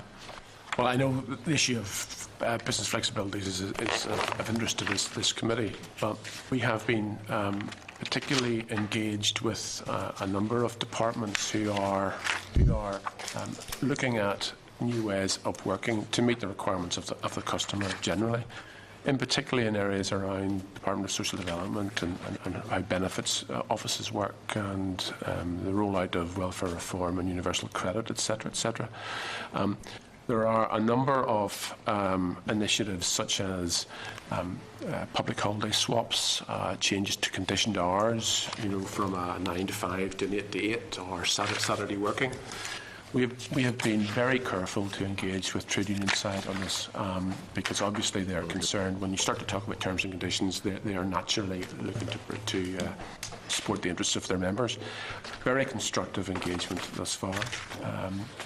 I'm pleased to say on one of the initiatives that trade union side have already agreed that they will partake in a voluntary pilot around the Belfast Benefit Centre, etc., to allow us to see whether, in fact, there is a market need for this and how it works. And there are other pilots that will be planned and run on a voluntary basis. I think it's pretty encouraging. This is not a case of we're not going to do it. I think there's a realisation that to deliver services to the citizen, it requires us to be much more flexible. And I've been very encouraged by the interaction that we've had with NIPSA, and they've been quite supportive thus far. So this will develop, and as we go through the 3 years, more and more issues of flexibility will arise. But I get a sense that we're off to a good start here, and it's a very positive interaction thus far. And I would commend NIPSA for their work thus far. Obviously, the committee have an interest in terms of flexible working and the inquiry work that we've done in regard to that. There's plans here in 2014-15 to explore the use of technology to support an agile, flexible and mobile workforce. Could you perhaps elaborate on what actions are going to be put in place to implement that? Because previously we had taken some soundings from the department that were lukewarm to some particular aspects of flexible working, to say the least. I suppose the key feature of this strategy and plan is that there are real commitments. It's not aspirational. We are committed to do pieces of work to look at these sorts of things. So in 2014-15, when we agree our annual plan for today, we will look at this, and there will be a dedicated, senior responsible officer who will define terms of reference and thoroughly look at this and come forward with options. So nothing is off the table. Nothing is up there. I can't say to you at this stage, the initiatives that we'll look at in advance. But we understand that, if you're looking 5-10 years, forward, we're going to have to work a lot smarter than we currently are. We have to embrace technology. We'll have to think about, people's lifestyle, how they work, how females work, how males work, and try and embed technology that will facilitate that. Issues like home working might be there. I just don't know. But that's what we're taking the view. It's on the table to be looked at. The work will be done, and we will consider the recommendations that come out of it. But it says explore use of technology, so you could explore it next year and then explore it the year after. So there's no commitment in 2015-16, for example, at all, according to that delivery overview. Yeah, I think. When can we expect to see substantial outcomes from this piece of work will be. I mean, if we're doing the piece of work in 14-15, the piece of work will be done in 14-15. Why you don't see something in 15-16 and say that the work will have already been done by that stage? So what we were trying to do is to develop. Yeah, but you're only exploring in 2014-15 according to that. There's no implementation. I think we just have, Chair. I think we just got to see what comes out of it and see if the conclusions are sound and recommendations are reasonable, can be facilitated, can be resourced. I think, but we have an entirely open mind to all this. There's nothing off the table. Okay. Any other questions, Liza? Yeah, just quickly on that. I do accept and appreciate what's been done, but there's always this background, the feeling I get that at some time, and you mentioned there are 5 or 10 years ahead, there's never any real urgency or prioritisation of these various aspects of well-being. Is that too hard a statement to make? I think maybe it is. It is. I think in the past, and this is not a criticism of what was before in relation to first people plan, but perhaps the first people plan was much more aspirational. Was this is about commitments. If we don't deliver on these things, well then, our staff expect us to deliver on these things. That's why we provided you a highlight report of progress today. There's a real tangible process around changing the performance management system. For example, changing our competencies. All of these are going to be rolled out at the beginning of next year. So in relation to well-being, there is a commitment there that we will look at whole employee engagement and with the view to bringing something forward that delivers. If we don't achieve improved productivity and performance and flowing out of that sickness absence, we will have actually not delivered on what we said we would to our staff. So there's no shortage of commitment from corporate HR, Grace and myself. There's no shortage of commitment from the head of civil service who's prepared to launch this. Nothing has been done this before. So we're there to make it happen. Ultimately, at the end of the day, of course, it will be for others to implement, and that's where departments come on board. But that's where timeframes come in as well, though, isn't it? It is where timeframes come in. I'm sorry, if I could just add, having done the previous people strategy, which, looking back now, you would read it and think, personally, what did this actually mean and what did we actually deliver? So I have some sympathy with your point of view. Not a lot. And I think, well, it did deliver some things, but I think in this one, the approach is very different. The previous people strategy was it was called an HR strategy, and it was very much a narrative document. Did have some nice diagrams in it, but it was very much a narrative document. The actual approach we've even taken to designing this strategy is different, because we have deliberately kept it sharp and focused. We have used the term deliberately, commitments. We have used the words like "we will," and as I have said to Permanent Secretary Group, we don't want the "we wills" to be "we didn't" or "we couldn't." So we've been very upfront about what we're trying to do. Do take the Chair's point, and we've tried to avoid as much as possible, doing reports, doing reviews. But in some areas it actually is necessary. But in other areas we have actually got stuck right in there and said, right, we are going to make these changes. And as Mr Lewis has already said, in terms of the performance management system, we are going to introduce a new system with effect from April next year. We're not going to look at it or review it or think, what could it be? April this year, even, losing track of time. We're not going to review it or look at it or do further analysis. We're actually going to be introducing a new system indeed in I think a that's matter of fine, weeks. provided you have the milestones. That's Yes. the key to it all. Yes. And just very quickly, there is one milestone caught my eye. We were talking about absenteeism because of sickness there just a little earlier. And you have here a February date for the reasons behind the high level of absenteeism. And there's a note, which I'm pleased to see it, beside the February date, analysis complete. Mm-hmm. Can you share sort of the early sort of rushes of that one? Bearing in mind we are looking at sickness, absenteeism now for... Yes, we are, and we are. I mean, I'll be coming along to the committee in March to discuss this. Sorry, what's your question again? Well, it's just that we've just finished discussing, with the audit office, the figures that we have, and this here obviously is more up-to-date information. Just wondering if we could share in that. The analysis is complete. Well, yes. A lot of the analysis is done obviously by NISRA, and they have looked at a whole raft of things, from age profiles to grade levels across all departments, and that will help us inform our recovery strategy. I should say, however, and I'm prepared to share a few of the things that are coming out of the recovery strategy that were put into the ministerial stage. A lot has to obviously go to the executive. The most important thing the two most important things that I think needs to happen is that while there is particularly satisfactory levels of compliance in relation to the application of our policy and procedures, things around return to work interviews, recording of sicknesses, the issue of warning letters, etc., etc., it's not at a level that we would like it to be. And indeed, the Permanent Secretary Group are agreed that we really need to move from a satisfactory assurance to a robust level of compliance. Because if we're not complying, if we're not providing the support to staff coming back into work, you then obviously are undermining your ability to actually reduce the overall target. So that's one. There's also issues around, we will have to look at policy, we'll have to look at triggers, we'll have to look at pay and terms and conditions and things like that.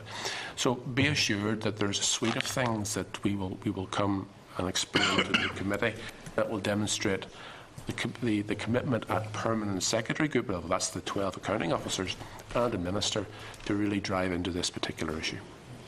Thank you for that. It'd be nice to have that up-to-date information too. Yeah. Thank you. Okay, members. Just one final point. The well-being section referred to NISRA analysis of absenteeism to conclude in February. That's it. That's the point. That's what Mr McRae's just referring to. Yeah. Would it be possible to get a copy of that? Good recovery. You're not paying attention. Yes, well, I'll pass that on to colleagues in NISRA and ensure that you have. I mean, actually, it'd be useful information for you to have to be able to be on that side of the table when you talk to us when we come. Okay. Moving on to the next topic, Civil Service Compensation Scheme NI and Civil Service Pension Consultation. Can I advise members are due to oversight? This item corresponds to not issuing packs. So in front of you today, pages 4 to 37 of your table packs, correspondence from the department regarding the scheme, and also correspondence from LIPSA on page 3 of your table packs.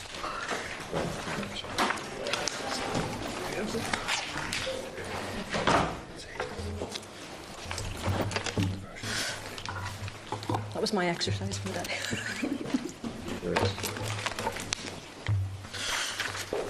Okay, Blannon, Peter, you're both very welcome to the committee as well. Can we just address the compensation scheme first of all, and then move on to the contributions separately? I didn't know we were dealing with increased contributions this morning as well, but I'm happy to talk about it. That wasn't our understanding. Right. Yeah. Compensations. Compensations. It says contribution. Compensation. Okay. Blood pressure now low again. Whoever used that inefficiency will be retired on those grounds.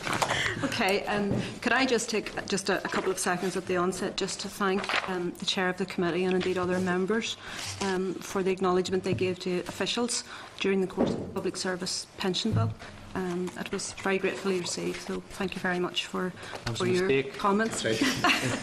Grace covers up. Well, not that we always do, but I think actually on reflection we did actually work well together, and I think we at least reached an understanding on some quite complex issues, and we certainly laboured hard to provide you with as much information as possible. Sometimes I'm conscious that it was a plethora of information from the ring binders I still have, but no, on a serious note, we did appreciate the acknowledgement by a number of members during the various stages of the Public Service Pension Bill, so I just wanted to get that on the record. In terms of the Civil Service Compensation Scheme, welcome the opportunity just to update the committee. This session again was scheduled for some months ago and just for various reasons has also been delayed, and the purpose really of this morning is to update you on the outcome of the consultation that we conducted last year on the proposed reforms to the Civil Service Compensation Scheme here in Northern Ireland. The committee did get a written update, I think it was some time ago, on the 20th of November, which I'm assuming you have in your papers, and also it provided links to both the consultation document and the departmental response to the consultation document. So I'm just going to go through a number of highlights, and then obviously we'll be happy to take questions from members. The committee will be well aware that we had to amend the superannuation bill was changed, our superannuation order was changed, and that enabled the department to realign our compensation scheme in Northern Ireland, really with the intention of looking at what was the provision and what changes had happened in GB. We had an extended 16-week consultation from the 10th of July, just before a holiday time in Northern Ireland obviously, until the 20th of October.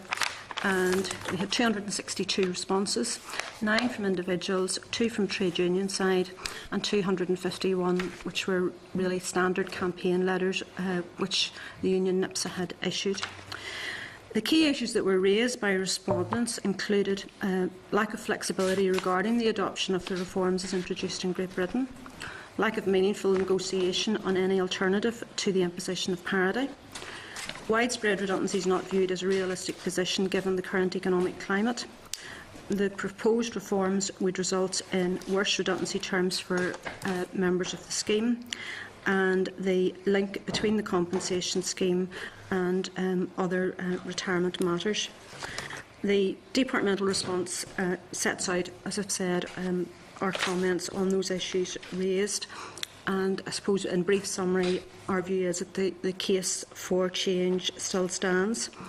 Key reasons for that, which the committee may recall, because we actually dealt with a lot of this level of detail, and it was some years ago now when we were actually looking at the changes to the superannuation bill. The current scheme has issues of age discrimination. The current scheme does not provide value of money for the taxpayer, and the current scheme for the Northern Ireland Civil Service is very much out of line with other Northern Ireland public service schemes. And we did provide detail to the committee on those matters. We did consider, as I say, all the responses to the consultation, and we had quite intense engagement with trade union side through the pension forum, which the committee will be familiar with. And again, we can provide the committee more detail on the number of occasions that we met and engaged with the unions. Just would remind the committee that the pension forum consists of all the civil service trade unions, not just NIPSA. It also includes the industrial trade unions and the FDA. One issue which did emerge, which I just wanted to brief the committee on, the Department did review its position on some of the provisions in the compensation scheme as they're applying in GB, and I'll attempt to explain this very simply. When somebody is leaving, if they are earning below a certain amount, there's what's called a deemed minimum, so you're actually deemed to be earning a higher amount. Likewise, when somebody's earning above a certain amount, there's a deemed maximum. So if you like, there are thresholds which cut those off. When we looked at the arrangements in Great Britain, there were set amounts there. The committee, I'm sure, will be aware of changes we made recently to our pay and grading system in the civil service. And in effect, we operate as one department, whereas obviously in Whitehall there are a number of different pay regimes which apply across the various Whitehall departments. But here we are in the fortunate position of having introduced a new revised pay and grading system. And I thought there was a certain logic to actually linking our deemed maximum and our deemed minimum thresholds to particular levels in our new pay system.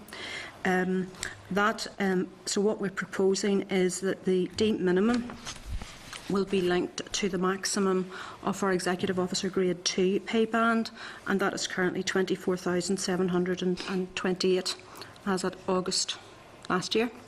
And the deemed maximum will be linked to the maximum of Senior Civil Service Grade 3 pay band, which is currently £100,091. Introducing that deemed minimum will actually benefit, should the scheme need to be applied, will actually benefit over 50% of our workforce. So I think that's a change which is quite an important change. It also means that in GB they potentially will have to review their thresholds that they have set, because we have linked it not actually into the amounts but into points in our pay scale. It means that as pay scales change, that there will be an automatic link there, and that automatic link has certainly been welcomed by the unions. The unions have also recognised that this is a helpful development, but of course it would be remiss of me not to say the unions still remained opposed to the reform of the compensation scheme as a whole. In terms of the next steps, the Department will now be introducing a scheme amendment to actually give effect to these changes. The scheme amendment is subject, as the committee again will be aware, to negative resolution. And before the scheme comes into effect, again the committee may recall one of the changes that we made was the requirement to produce a report to actually set out what process had been gone through and what efforts had been made to reach agreement with trade union side on that matter. And we're in the process of drafting that report, and that report will be led in the Assembly. And again, we have actually agreed to give the committee prior sight of that. So I'm hoping that will be ready within the next few weeks. And the Department will also, again as at previous committee sessions, will be adhering to the legislative guidance in terms of the 21-day rule. Again, just in summary, our view is that the case for reform still stands for the reasons that I have set out, and that's really all I wanted to say in terms of giving members an update on the response to the consultation for the compensation scheme. I'm happy to have any questions. Thank you.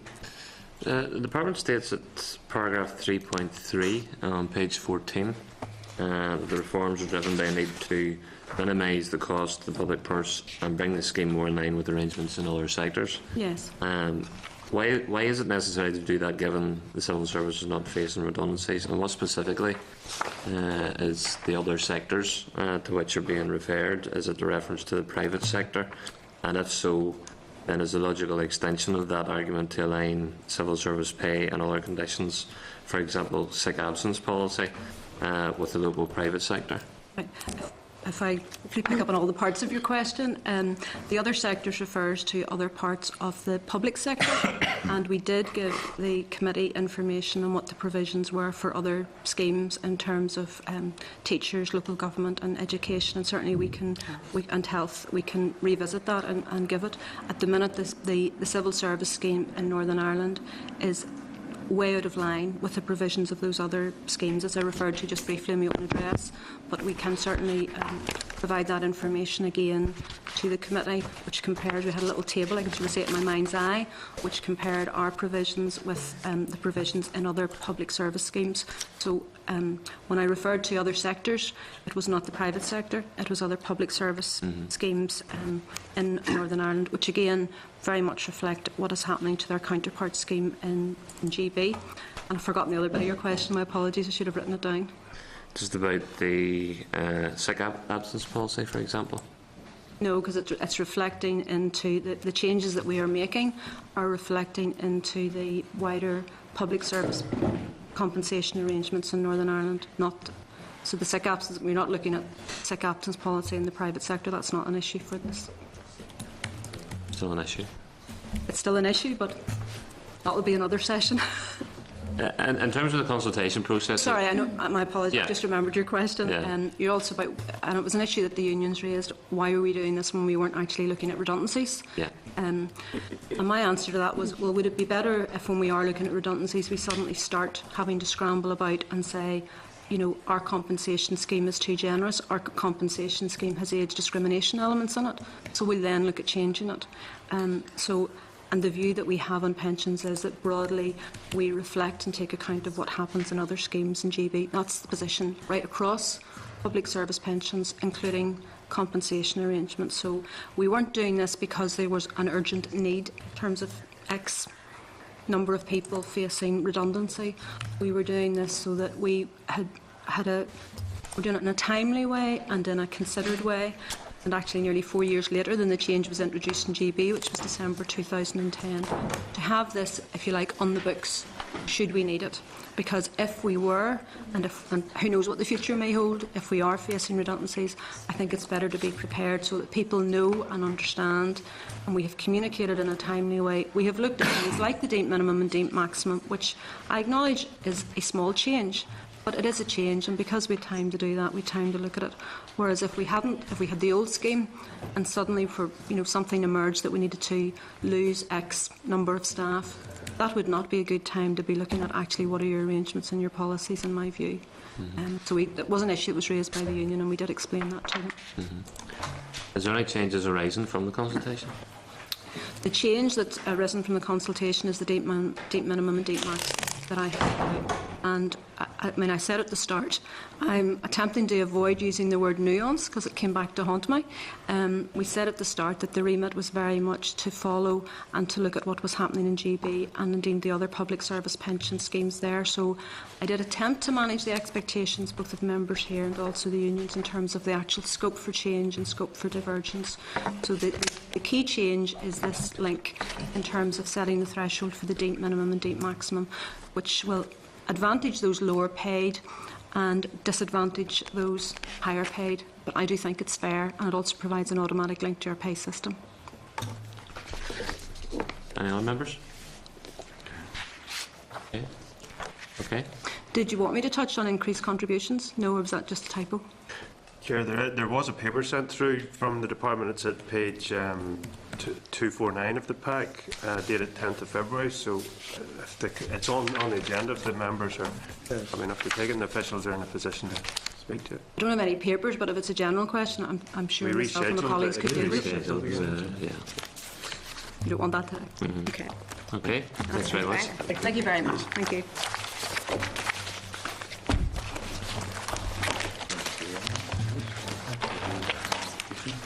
Point then about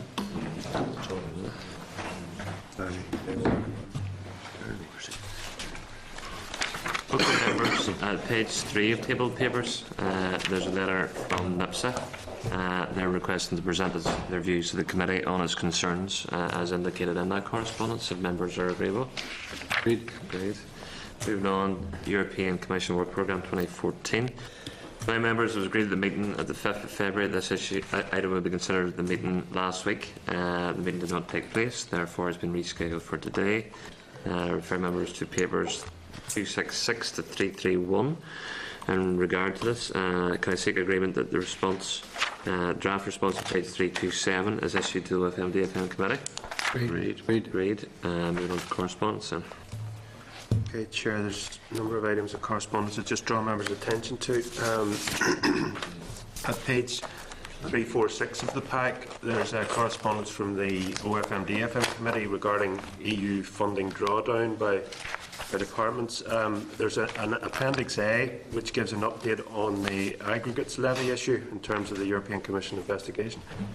So just to check members are content to note that, or do they wish to schedule a briefing on it? It would be after Easter. The work programme's full through to Easter, but or is it just something they're content to get written updates on in terms of progress? Or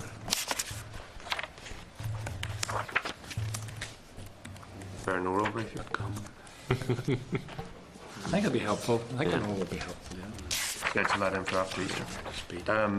Then at page 358 of the pack, DFP official, it's in relation to rate rebate replacement arrangements. The committee had asked for a summary of all of the models that had been, the various models identified by the department at the last session in terms of handling the welfare reform aspects of the rate rebate replacement schemes, and also the other options in terms of rate relief schemes that could be either set aside or reduced. So the officials are offering an informal briefing on the paper because it's very technical. If members wanted to schedule that in, there's a formal briefing scheduled for the 19th of March, but we'd have an informal just brief on that paper before they get into the meeting if members are content enough. Right, the 19th of March. Then at table papers 39.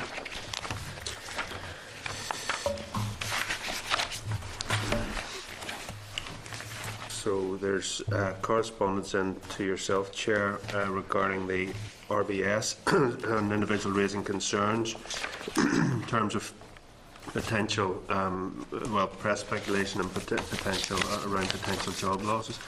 And the individual raises concerns about the RBS commitment in terms of Ulster Bank. The ETI committee recently agreed to invite senior RBS representatives to brief the committee, and I think it's either towards the end of March or early April. Chair, if members were content, there is a convention that when that committee or this committee takes evidence on banking issues, they normally offer the opportunity of members of the other committee to attend. So if members are content, I through the clerk of the other committee, I can check if that committee is content for members of this committee to attend that session. And this correspondence could be forwarded to the ETI committee in that regard. Members agreed. Then there's, again, different issue in relation to Ulster Bank at page 41 of the table papers. Firm of solicitors are writing regarding a complaint that a client has had with the Ulster Bank and has been elevated through to the Financial Services Ombudsman and the Information Commissioner's Office, and the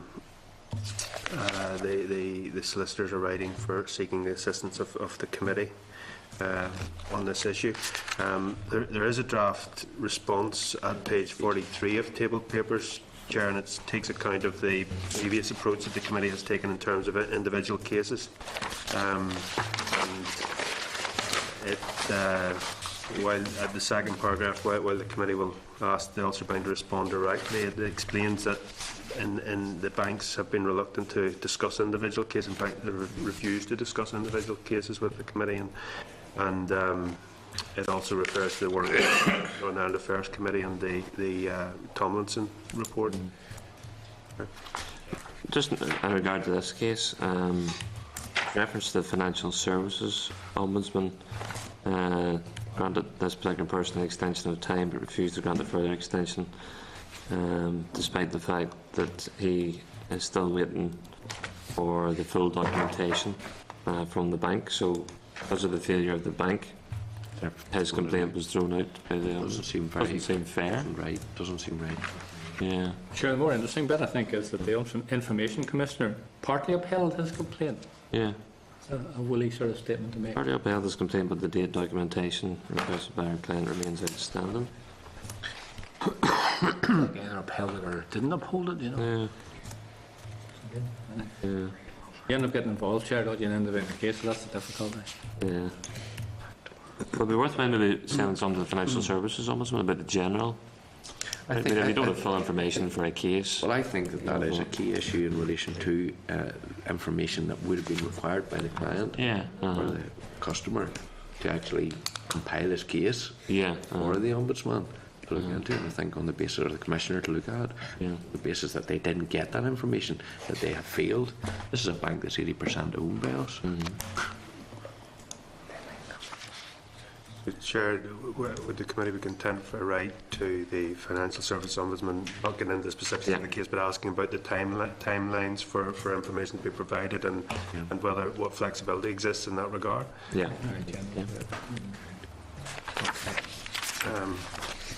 Then, Chair, there's correspondence at page 45 of table papers from Randox Laboratories regarding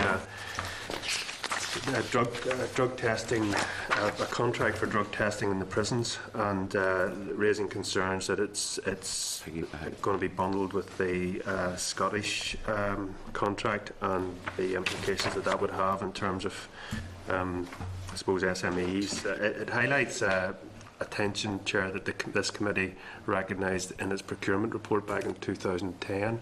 On the one hand, bundling contracts and collaborative procurement to achieve efficiencies, and on the other hand, framework agreements, disadvantaging SMEs, and that the committee recognised those tensions, although it did call for the thrust of its inquiry recommendations were that large framework agreements should not be used unless the robust evidence is provided to justify their application.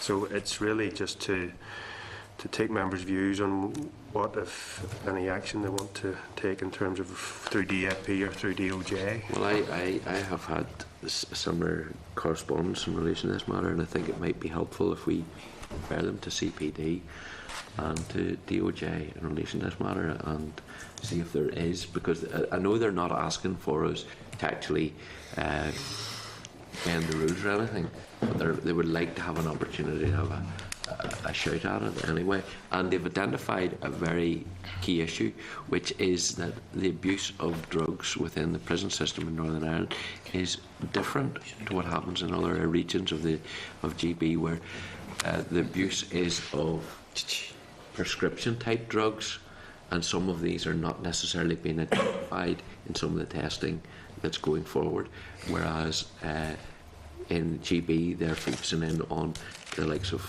cocaine and things like that, which are being abused within their system. So I'm saying it might be worthwhile even having that discussion through DOJ, or even through the relevant department on that matter. I think we should do that, and they can speak to CPD in relation to how they can feel that if there's an opportunity for them to tender, not on a level playing field, see if there is an opportunity there. Okay. Sure. I've come across a number of cases, I think I've raised them previously at the committee, where there are tri-nation or bi-nation procurement procedures, and give you a second there. There's a number of them in health, and quite often they set down a threshold for the number of, for example, if it's supply of equipment, a company has to supply 4 pieces of equipment, and quite often smaller companies, don't go beyond maybe 1 or 2 specialist pieces. So therefore they're excluded, and a number of companies from Northern Ireland have contacted me about this. So I think it's ironic that a procurement procedure that we are involved in is actually excluding some of the smaller companies here who are struggling to survive. And in the case of, for example, surgical gloves, we're in with Scotland, Wales and Northern Ireland, and newcomer companies to that particular contract find it very hard to get in through the door. And one of the companies that I talked to said they could be very competitive with their tender, but some of the rules excluded them. And in some cases I get the impression that the bigger companies have facilities in Wales, Scotland, and that some of the procurement procedures are skewed towards retaining those facilities in those areas. And when you talk to the procurement people in the Department of Health here, they refer you to Wales or they refer you to Scotland. So therefore they don't give you the impression that they really know what's going on. And I think we're being disadvantaged by these by national or by nation and tri-nation procurement exercises. And I'd have to say I would query the amount of savings that we're actually making from them. I think, Chair, Shane really puts his finger on it. Direct contradiction between bundling contracts and allowing SMEs to get in. The two things are just not compatible. And in fact, the Minister himself, in the bottom of that quotation from Randock, absolutely right. By bundling contracts and then making them larger, you automatically exclude small SMEs. No. So the obvious question is, so where's the compromise then? What do we do about it? That's what I see. No use wringing our hands and saying, well, it's just the sort of thing happens, we have to make them bigger for cheaper, and as Dominic said, you don't know how much cheaper they really are at the end of the day. But it does fly in the face of, letting small SMEs in. But it's the apples for oranges, as you keep talking about. Or oranges for apples. Just one of the cases that I was dealing with regarding the surgical gloves. In the end of the day, the stringent testing that these gloves are supposed to undergo because of the fact of the type of work that they've been used in, I got the impression that wasn't carried out properly. And as you know, with procurement exercises, it's very easy for those in charge of them to shut the door on you. They just say that this information is commercially sensitive and we were forced to redact it. So, I know there are reasons for ensuring that undue influence is not brought to bear on procurement procedures. On the other hand, I think to some extent that gives those involved a licence almost to do what they want without much scrutiny. And I mean, that particular case, I brought it to the Health Minister in Westminster, Health Minister in Scotland and the Health Minister in Wales, and requested a lot of information on their FOI, but it was like banging your head against a wall for all the progress you made in the end of the day. You're right. I definitely think it's something worth pursuing. I mean, the issue is not perhaps the outcome of the procurement process, but how it's framed in the first place. And all parties need to accommodate SMEs. Well, perhaps we need to take a look at that to see if we can influence it and change it in some way. The session that was scheduled for last week with the Central Procurement Director will be rescheduled again, so there'll be another. We can dovetail into that. So I'll write on the basis of both to CPD and to Justice just to inquire as the rationale for bundling that particular contract. But I think they have made a very clear argument in relation to the correspondence where they do identify the difference between what actually happens here, where we've had a number of deaths associated with overdose, but those overdoses have not necessarily been of what have been deemed to be illegal drugs. They've been of prescription type drugs, which could be easily identified through their 21 test programme. And I'm saying, if that's part of what happens in Scotland, fair enough, let's look at it, but we don't know the full detail. And I say that we need to see that we're working with a level playing field here, because it doesn't look like we are getting a fair crack at it. Okay, members? Chair, just one other item of table papers that has been tabled separately for the Deputy Chairs received regarding equal pay correspondence. I don't know if this falls outside of what we have, this particular group falls outside of what we've already discussed, it seems to. So, Chair, I would propose that we send this to the department for their response to it. Agreed. Yeah, that's what I'm doing. The gentleman concerned said that he'd be happy to meet any members of the committee, either as a group or individually, if members want to do that. Chair, there's a session scheduled for next week on the equal pay residual issues. The DFP officials. So this could be sent in advance of that, Chair. That's just agreed. Okay, thank you. That's all the correspondence, Chair. Members draft work programme, pages 430 to 433. Remind members of briefing from NAMA was in the work programme under items to be scheduled. And can I seek agreement that given recent press speculation, a formal invite is issued? Members are content. Members content work programme is updated. Reflect agreements made today. Any other business? Next meeting next Wednesday, 10 a.m. 30.